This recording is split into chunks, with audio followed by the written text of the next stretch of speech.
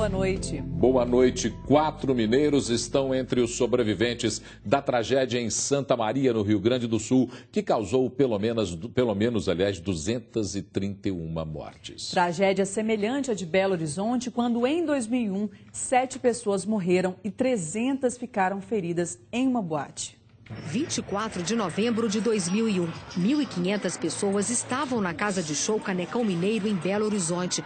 Na abertura da apresentação da banda, uma cascata de fogos foi acesa no palco. As faíscas atingiram o lado direito do teto, feito de isopor e espuma. As chamas se espalharam rapidamente. Seguranças tentaram barrar a saída das pessoas.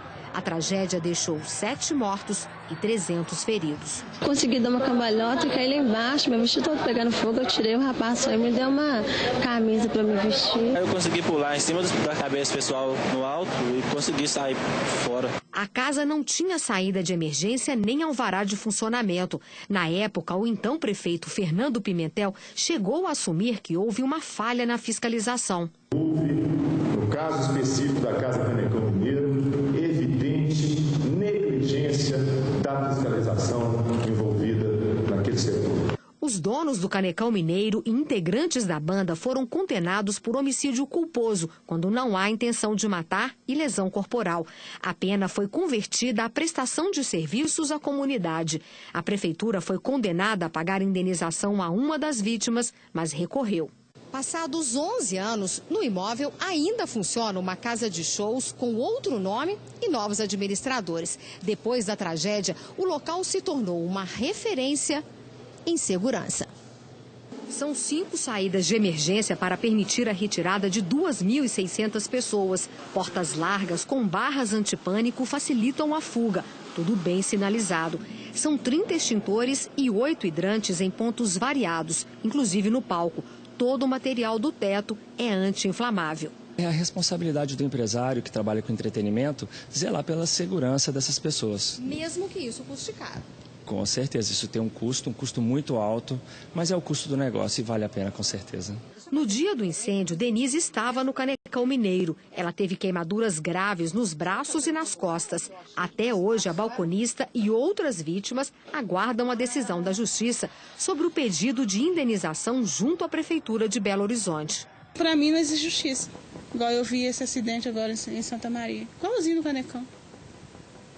E se eles não tomar a providência, vai ter muito mais.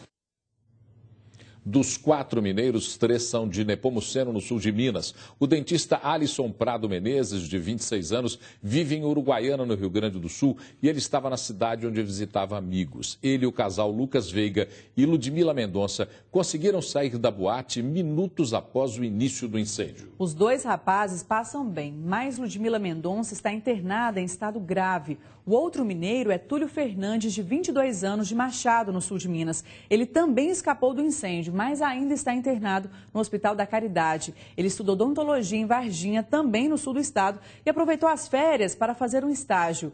Hoje conversamos com a mãe dele. Acompanhe.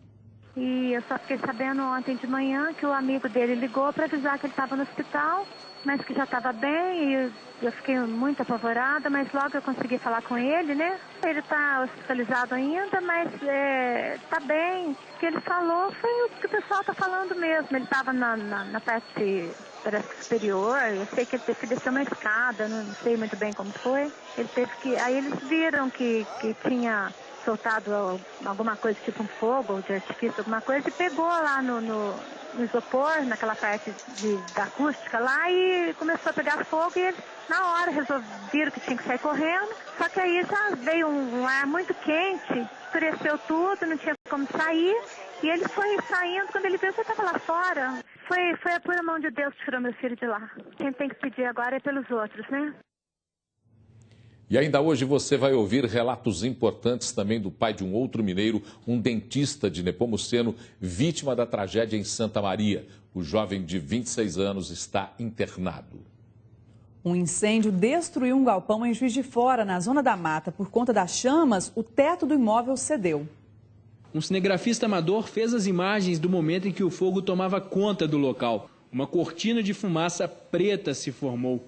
22 homens do Corpo de Bombeiros trabalharam por quase 3 horas para conter as chamas. O proprietário da fábrica não quis gravar a entrevista. Ele disse que o prejuízo calculado é de R$ 800 mil e que acredita que o incêndio foi criminoso. 2 prédios do bairro São Bento, na região centro-sul da capital, continuam interditados. Eles foram atingidos por um muro de contenção. As imagens da hora do desabamento são impressionantes. Veja só. Moradores de prédios vizinhos gravaram o momento exato em que a estrutura de contenção de mais de 15 metros de altura veio abaixo e levou junto parte da quadra de futebol de um prédio ao lado. O volume de terra arrebenta a parede de concreto e atinge os 2 prédios. Essa foto mostra como era o local horas antes do desabamento. Agora veja como foi o desmoronamento visto do ângulo da garagem. A terra começa a se soltar. Pedaços de concreto se desprendem da estrutura. Em poucos segundos, tudo vem abaixo.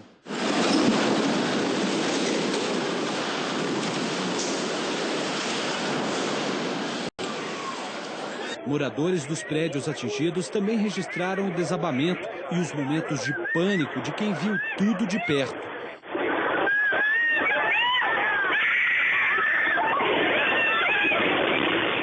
2 horas antes da terra ceder, a Defesa Civil havia interditado 2 prédios na Avenida Professor Cândido Holanda, no bairro São Bento, região centro-sul de Belo Horizonte.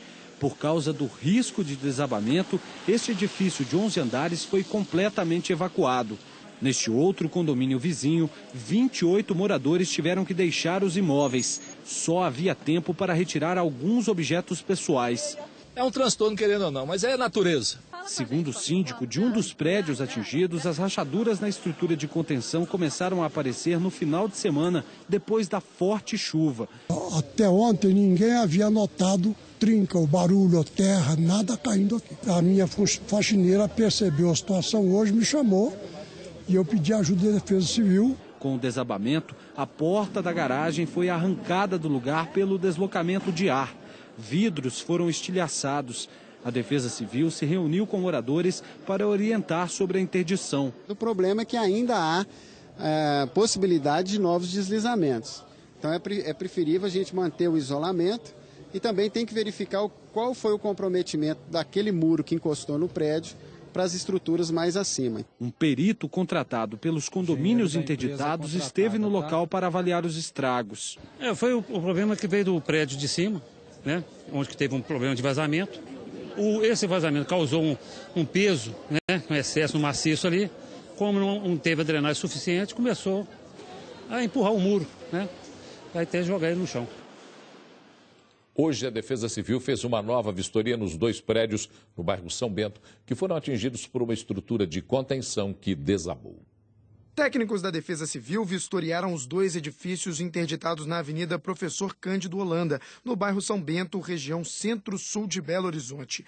O local foi interditado e os moradores dos 39 apartamentos tiveram que deixar os prédios depois que o muro de arrimo da quadra de um dos edifícios desabou. De acordo com Nilson Luiz, que vistoriou os prédios, somente as construtoras vão definir quando as famílias vão poder retornar. Assim que elas tomarem as ações, nós vamos estar avaliando continuamente a evolução tanto do risco quanto dos trabalhos também da empresa que virá executar os trabalhos.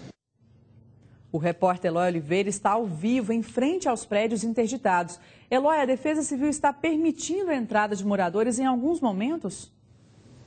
Boa noite, Monique. Boa noite a todos. Olha, a Defesa Civil tem sim permitido a entrada de alguns moradores, mas somente para a retirada dos pertences pessoais aí desses moradores. Essa entrada acontece sempre na companhia de funcionários da Defesa Civil em 2 horários específicos. Pela manhã, entre 8h50 da manhã às 10h30 da manhã e à noite de 7 às 21 horas.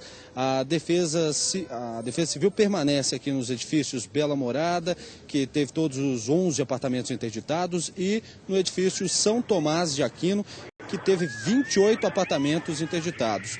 Durante a tarde, os técnicos da Defesa Civil fizeram uma inspeção na parte alta do que sobrou dessa parede de contenção que cedeu. A terra ainda está muito encharcada, agora à tarde choveu e alguns pedaços, blocos de terra cederam ali durante a tarde. E a todo momento aqui no entorno dos dois prédios, curiosos vêm para observar, para entender o que aconteceu ali atrás, naquela parede que tinha mais de 15 metros de altura. E o trânsito também aqui na avenida está complicado porque muita gente passa de carro, para um pouquinho para observar e aí acaba provocando, atrapalhando o trânsito aqui na região do bairro São Bento. Nós voltamos com você, Paulo. Obrigado, Eloy. Emitida pelo Cartório de Registro Civil de Vespasiano, a certidão de óbito de Elisa Samúdio. No documento, a causa da morte da modelo foi esganadura e o local onde ocorreu o crime, o endereço de Marcos Aparecido dos Santos Ubola, em Vespasiano. A decisão da expedição do documento foi da juíza Marixa Fabiana Lopes e não cabe recurso. O julgamento de Bola, do goleiro Bruno e de sua ex-mulher Daiane acontece no próximo dia 4 de março. Acidente de trabalho. Um jovem de 19 anos morreu depois de cair de um andaime de uma altura de 20 metros. O acidente foi por volta das 9h30 da manhã neste prédio residencial em construção no bairro Ingá, em Betim. Segundo o Sindicato dos Trabalhadores da Construção Civil, o ajudante de montador de andaime de 19 anos caiu de uma altura de mais de 20 metros e morreu na hora. Segundo o sindicato, o operário estava com cinto de segurança, mas o cinto não estava travado. Se tivesse, não teria caído. Ficava de pendurado, ele não caía. A perícia esteve no local para apurar as causas do acidente. O pai do funcionário chegou acompanhado de familiares em busca de notícias. Aqui, ó, amigo. Tira a mão, por favor. Você vai ver no próximo bloco que familiares da chacina de Unai estão cobrando justiça. O caso aconteceu há 9 anos. E motorista que bebeu e se envolveu em acidente é indiciado por homicídio. A noiva dele morreu na batida. Agora são 7h02. Nós voltamos já já. Fique aí. Jornal Band Minas. Oferecimento